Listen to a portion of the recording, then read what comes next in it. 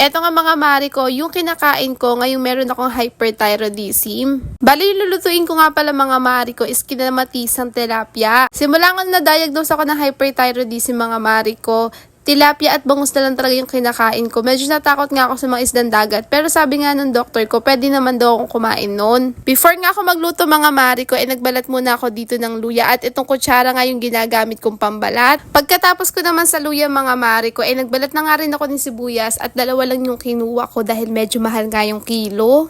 Bali yung sibuyas dito mga mari ko, hiniwa ko lang talaga siya sa medyo maliliit lang. Hindi naman pinong-pino nga. After nga ng sibuyas mga mari ko, sinunod ko na rin tong ating luya.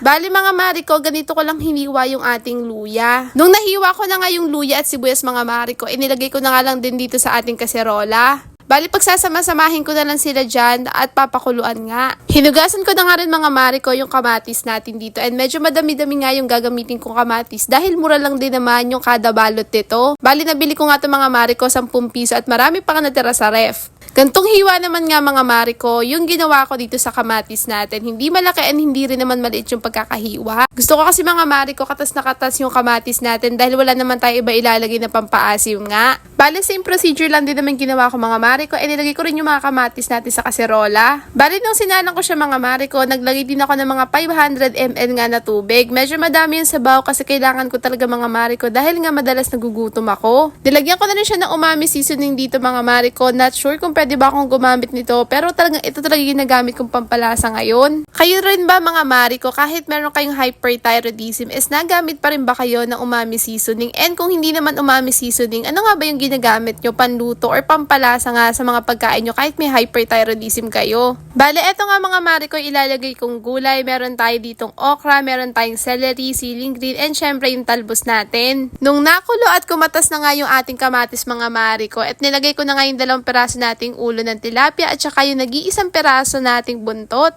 Bali pakukuluan ko lang sila ng konti mga mari ko.